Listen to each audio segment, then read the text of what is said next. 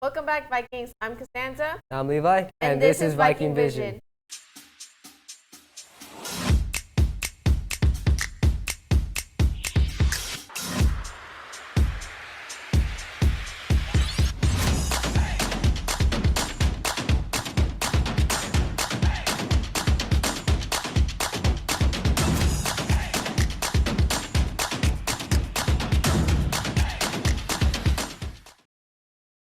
Have you visited Mr. H in the Wellness Center yet? This is a great new resource for our campus. My position here is the wellness counselor. So I'm part of the counseling department, but I handle more of the wellness center and more focus around mental health, but just general well-being.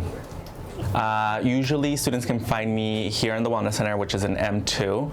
Yeah, so some of the main things that we offer are, like if a student needs to check in one-on-one with a counselor, they're having a rough day or something like that, they can come in and talk to me. Some of the other pieces, so for example, on Monday mornings, every Monday morning we offer Monday meditation or Meditation Monday.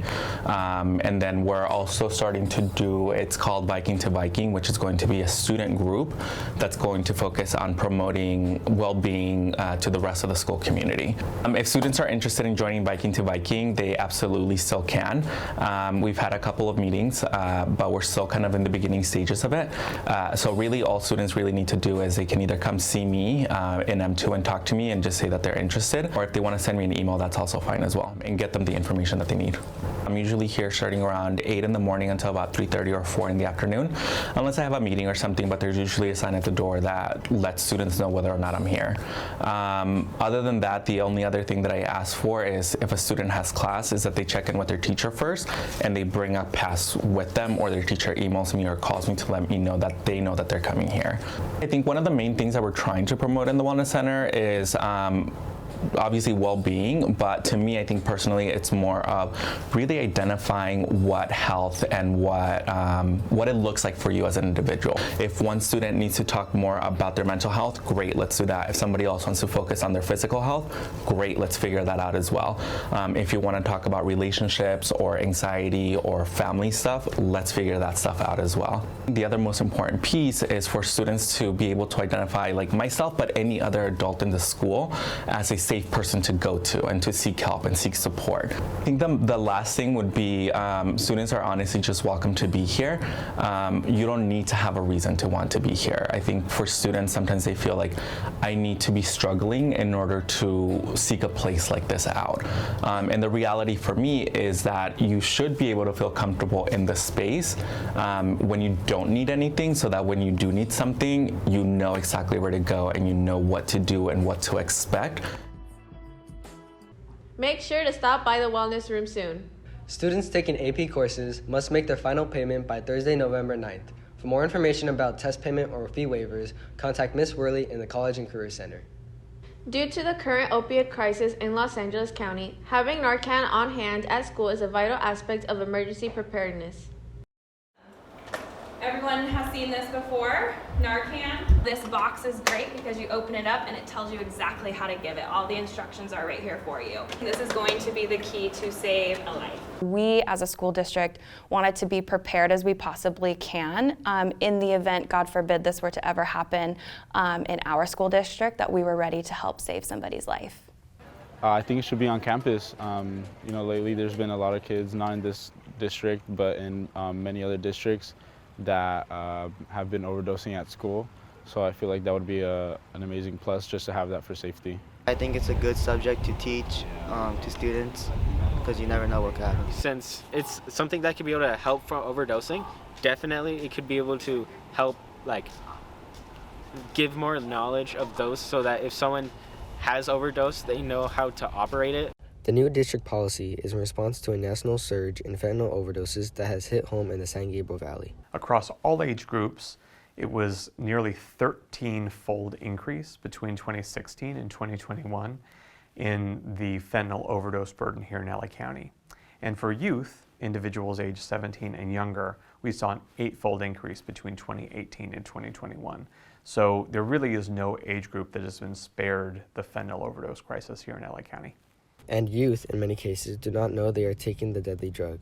According to the Center for Disease Control, fentanyl is often mixed in other prescription opioids because it is inexpensive and tasteless. Teenagers are getting a hold of fentanyl typically when they buy drugs that they may not even know to be fentanyl. So when somebody buys a pill that they think might be an opioid or a sedative, those pills are increasingly likely to be pressed with fentanyl. The California Department of Public Health reports 224 deaths among teens ages 15 to 19 in California in 2021, and the number has only been growing. Having Narcan on site is one step to save the student lives in the case of an emergency at school. The CDC reports that a small dose of fentanyl can cause a deadly reaction quickly.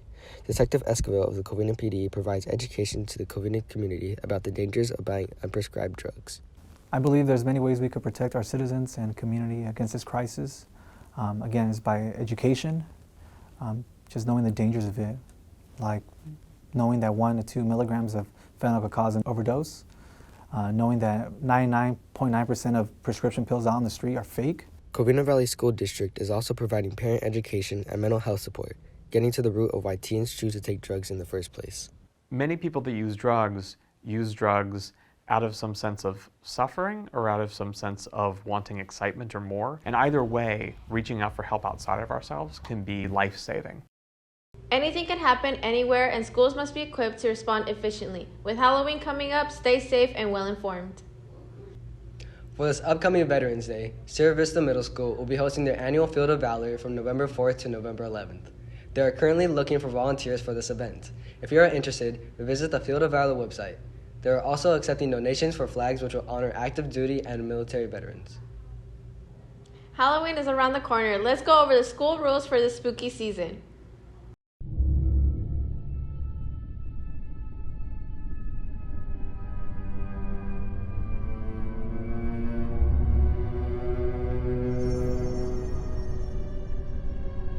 Hello, Devin. I want to play a game. You don't know me, but I know you. Throughout high school, I've noticed your disregard for school rules and policies, breaking them any chance you got, and frankly, it makes me sick. Now you have a chance to make up for your crimes. Before you lies a telephone. Either call your parents and admit you've been ditching and not doing your homework, or the contraption around your neck will explode, leaving you a mess just like you made of the rules. Will you atone for your sins or go out in defiance? Make your choice.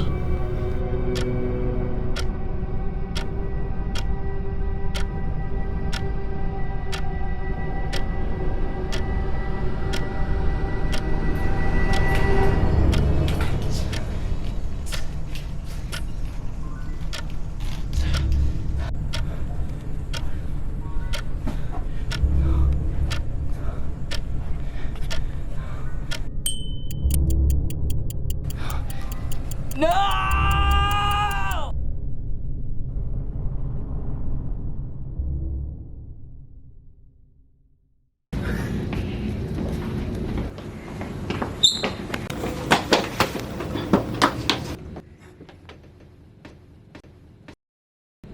Hey man, can't be having any weapons here.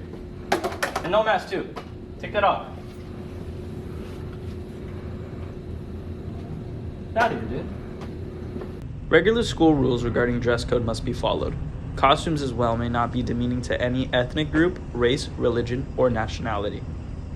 Additionally, there is no full face paint. Only 50% of your face can be covered. Remember, Vikings, have fun and stay safe. Now let's go to Vincent with sports. Hey Vikings, welcome back to sports. Our football team beat San Dimas 26-12 and Los Altos 48-13. Our volleyball team beat Diamond Ranch at their senior night. Congratulations, ladies, and great job on an amazing season. Girls tennis also won their senior night game against Diamond Ranch and hosted league prelims and finals right here at Northview. Good luck, ladies. Cross country had a race last week at Mount Sac. Congratulations to Genesis Sanchez and Gary Strobin for placing. Their next race will be on November 1st at Horse Thief Canyon. Congratulations to the Spirit of Northview performing at the SoFi Stadium for the WBA. Good luck to our band for the rest of their season. Our athletes are doing fantastic this year. Stay tuned to Instagram and Viking Vision for winter sports start dates. That's it for sports, Vikings.